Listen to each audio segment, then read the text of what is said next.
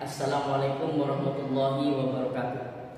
Perkenalkan, nama saya Muhammad Hambali SBDI, guru MTS Nurul Quran Patokan Peraksaan Probolinggo, Provinsi Jawa Timur, sekaligus mahasiswa PPJ Darjab tahun 2025 di LPTK UIN Antasari Banjarmasin. Pada hari ini, hari Senin tanggal 11 bulan Mei 2025, saya akan mempraktekkan uji kinerja pada kelas 7 MTS materi bab sholat fardu. Mohon kritik dan sarannya apabila nanti dalam penyampaian pembelajaran ada kekeliruan sebagai guna evaluasi ke depannya. Demikian kami sampaikan, terima kasih. Wassalamualaikum warahmatullahi wabarakatuh. Assalamualaikum warahmatullahi wabarakatuh. Waalaikumsalam warahmatullahi wabarakatuh. Selamat pagi anak-anak. Pagi Ustaz. Gimana, sehat semua? Sehat. Alhamdulillah. Mari kita mulai pelajaran hari ini dengan harapan semoga apa yang menjadi cita-cita kita semua semoga tercapai, dan doa diawali dengan keluar kelas. Silakan. Mari kita berdoa bersama. Doa dimulai. Bismillahirrahmanirrahim. Rabbana zidna ilma warzuqna fahma. Amin. Terima kasih. Sebelum dimulai pelajaran, saya akan mengabsen terlebih dahulu. Mungkin di sini ada yang nggak masuk hari ini. Masuk semua. Masuk semua? Iya. Alhamdulillah kalau begitu. Oke. Sebelum dimulai pelajaran, mungkin saya akan menanyakan pelajaran minggu yang lalu. Masih ingat? Masih. Tentang apa? Hadis. Oke, bagus. Barangkali ada yang bisa jawab nggak? Hadas itu apa? Ya, sampai ada. Minggu kemarin Ustadz menjelaskan bahwa hadas itu terbagi menjadi dua, yaitu hadas besar dan hadas kecil. Bagus, tepuk tangan. Selanjutnya, ada yang bisa jawab nggak? Apa itu najis? Ya, sama. Minggu kemarin Ustadz menerangkan tentang masalah najis, bahwasanya najis itu terbagi menjadi tiga, yaitu najis muwalladah, muhaffafah, dan mutawassithah. Oke, betul. Nah, sekarang agar supaya kita itu lebih semangat, mari kita bernyanyi bersama-sama dengan tepuk semangat. Dimulai, 1, 2, 3. Tepuk semangat.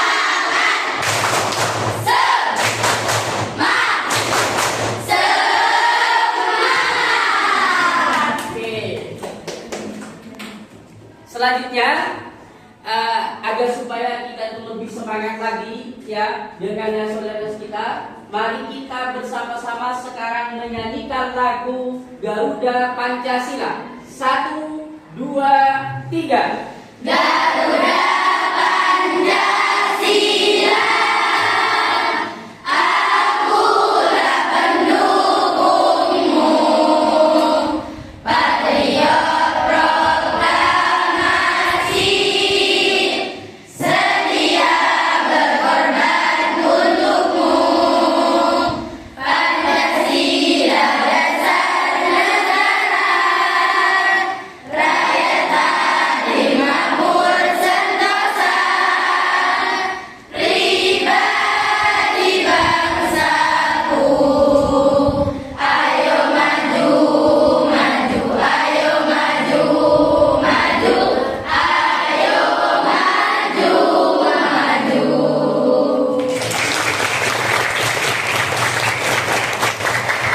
Bahas tentang masalah bab sholat. Tolong itu diperhatikan gambar di depan. Oke. Nah, ini gambar apa anak-anak? Orang sholat. Oke. Ada yang tahu nggak sholat itu apa? Ya, Atta, silakan. Salat adalah ibadah yang diawali dengan takbiratul ihram dan diakhiri dengan salam. Oke, betul. Oke, ada lagi yang lain. Silakan. Ya, sampean. Salat adalah ibadah yang wajib dilakukan oleh semua umat Islam. Oke, betul.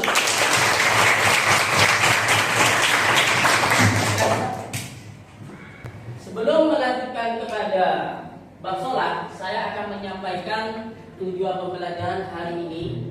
Ya, pertama adalah sangat penting dalam kehidupan sehari-hari dan itu wajib bagi umat Islam. Apabila orang tersebut tidak melaksanakan sholat, maka hukumnya dosa. Karena sholat itu merupakan kewajiban. Selanjutnya, kedudukan sholat. Oke, kedudukan sholat.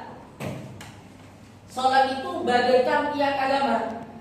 Artinya apa? Jadi apabila orang tersebut selalu melaksanakan yang namanya sholat, maka akan menambah yang namanya keimanan.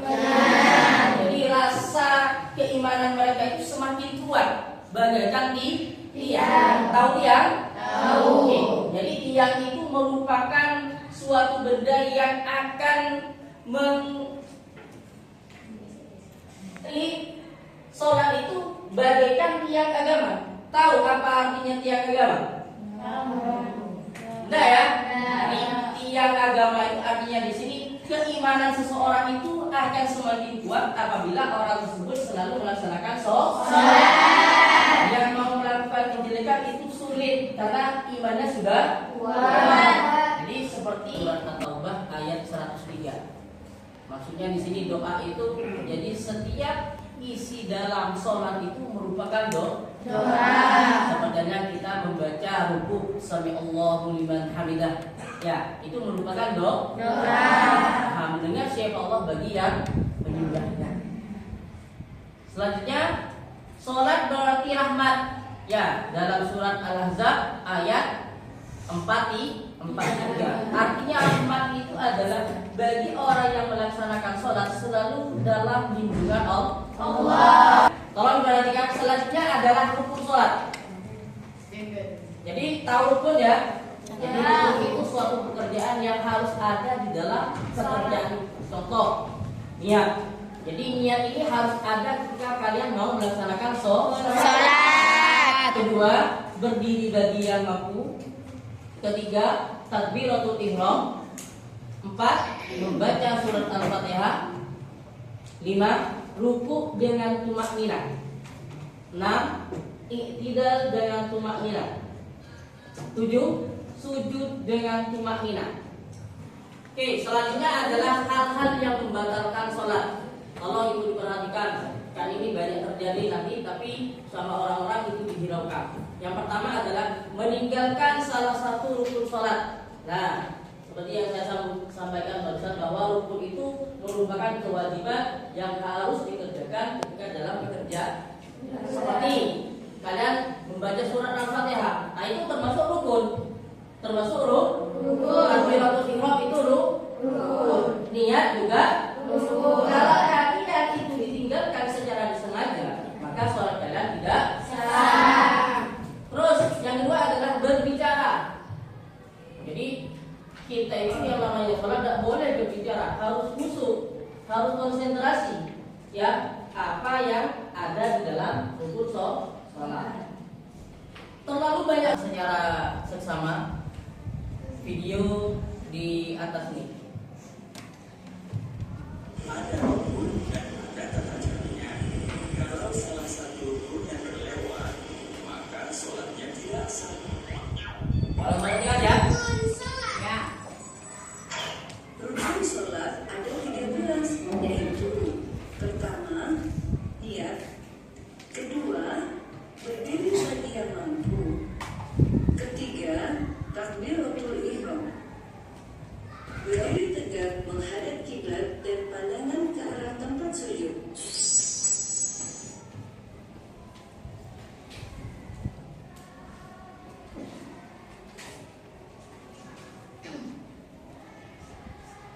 Selanjutnya, berniat dalam hati sambil membaca niat sholat. Bacaan niat sholat tergantung sholatnya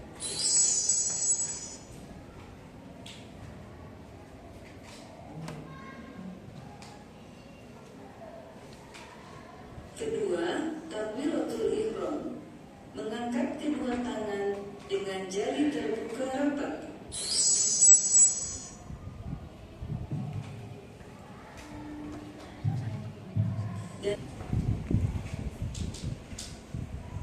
Bismillahirrahmanirrahim. Alhamdulillahirabbil alamin. Ar-Rahmanirrahim.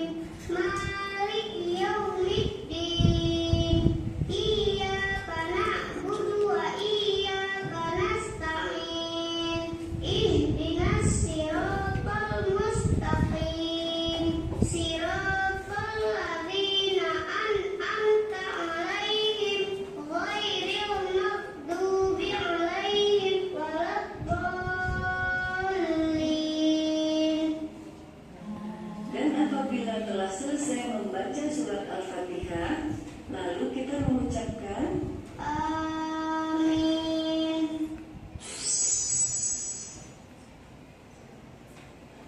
kelima, membaca surat Al-Quran. Dipahami ya? Iya. Mungkin ada yang mau ditanyakan, silakan. Ya, sampean apa? Apa yang dimaksud rukun kauli? Oh ya, rukun kauli itu ialah sebuah ucapan yang harus ada ketika kita melaksanakan yang namanya sholat. Atau seperti membaca surat Al-Fatihah, ya, atau membaca doa ketika ruku. Nah, itu yang dimaksud dengan rukun kauli. Oke, kalau memang nggak ada lagi yang ditanyakan, saya akan membuat tugas kelompok, ya. Masing-masing akan saya berikan tugas tersebut dengan dengan cara kalian tuh harus menghitung, ya, mulai dari 1 nomor sampai 7. Begitu selanjutnya, terus itu akan kumpul dengan nomor yang kalian dapat. Ya, contoh satu kelompok kumpul dengan nomor 1, nomor 2 dengan nomor 2, begitu seterusnya. Sesuai dengan nomor urut yang kalian dapat. Jadi terhitung sekarang. 1, 2, 3, 4, 5, 6, 7. 1, 2, 3, 4, 5, 6. Ya, sudah. Nah, sekarang kalian kumpul dengan nomor urut yang sama itu. Silakan. Yang satu, dua. Ayo. Ada yang datang. Tolong ini didiskusikan ya. Ya. Kalau misalnya tidak paham, tolong ditanyakan. Ya. Oke. Ini juga tolong nanti kalau ada yang tidak paham ditanyakan. Bisa dipahami ya? Ya.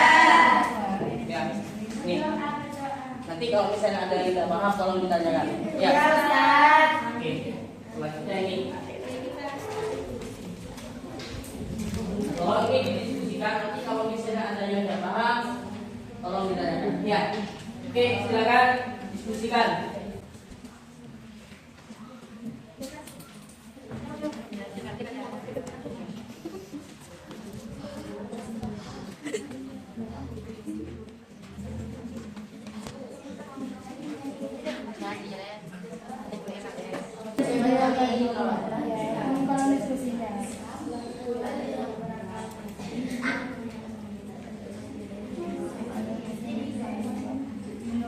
Tolong ditanyakan, barangkali ada yang nggak bisa dipahami, ditanyakan ya. Iya. Iya, apa? Apa yang dimaksud dengan menambah rukun fi'li? Oh ya, mana? Jadi yang dimaksud dengan menambah rukun ini artinya kamu itu merasa kurang, ya. Gerakan contohnya dalam sujud, sujud akhirnya ditambah. Lah, hal seperti itu tidak boleh, ya. Jadi harus sesuai dengan ketentuan. Paham ya? Oke, bagus. Ya. Mungkin ada lagi? Yang lagi paham? Oh ya. Apa sesuatu itu ya?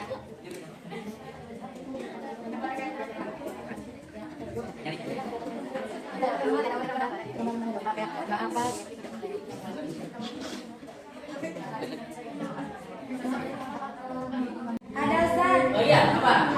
Apa yang dimaksud dengan sujud sahwi? Mana?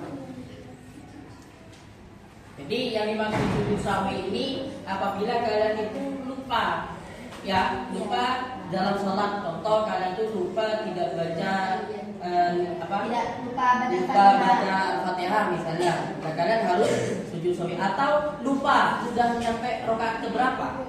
Nah, itu harus sujud sahwi nanti. Sebelum salam kalian harus sujud Sahwi. Bisa dipahami ya? Ya. Ya bagus. Terima kasih. Ya, sama-sama. Ya, tolong dituliskan.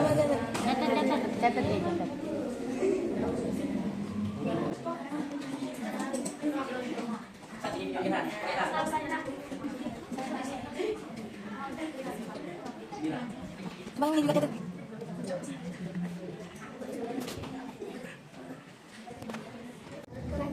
Coba cari hal-hal yang itu lagi dalam sunat. Itu juga waktu sholat fardu. Lagi di sini. Ini lagi. Ketemu ya kayak gini. Oke, selesai. Saya juga. Yang lain juga. Nah, kalau memang sudah, tolong ketua kelompoknya maju di depan untuk mempertanggungjawabkan dari hasil pertanyaan itu atau dari diskusi itu. Silakan ketua kelompoknya maju. Ayo. Diskusi kelompok 1 ialah menggunakan masker saat masuk dan selama berada di dalam masjid untuk mencegah penyebaran virus. Diskusi kelompok 2 ialah 1. Membawa sajadah sendiri agar tidak menggunakan sajadah umum yang bisa menurunkan kuman. 2. Menjaga jarak antar jamaah sekitar sholat. Hasil diskusi dari kelompok 3, mencuci tangan atau menggunakan hand sanitizer sebelum masuk masjid. 2. Menghindari kontak fisik seperti penjabat tangan setelah sholat. Sudah ya? Sudah, Ustaz. Oke, Saya akan membacakan hasil diskusi dari kelompok 4. Yang pertama, datang tepat waktu dan langsung pulang setelah sholat agar tidak berkerumun. Nomor 2, tetap sholat di rumah jika merasa tidak sehat atau memiliki gejala penyakit. Sudah? Sudah. Ya, makasih.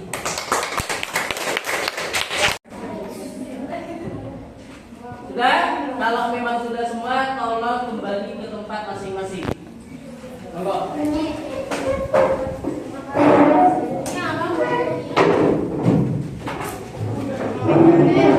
Nah, saya mau menyempurnakan jawaban dari teman-teman kalian semua barusan. Jadi itu sebetulnya sudah pas ya. Jadi kalau misalnya kayak pandemi itu kita tuh harus pakai masker ketika kita mau pergi ke masjid, harus bawa sejadah, ya harus menggunakan sanitizer.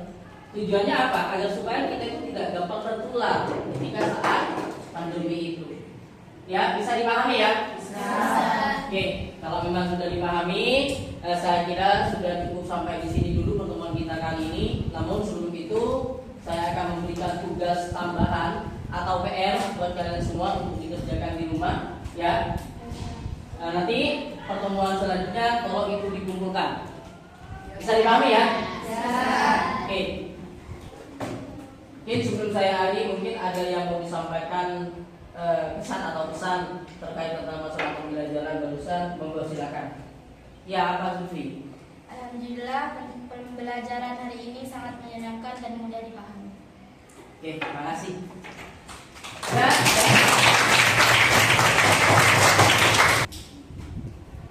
Mungkin itu saja dari saya. Selebihnya untuk menambah keberkahan agar supaya apa yang sudah dipelajari bersama barusan itu semoga bermanfaat bagi kita semua. Amin. Wa ala alihi wa sahbihi Rasulillah al-Fatihah.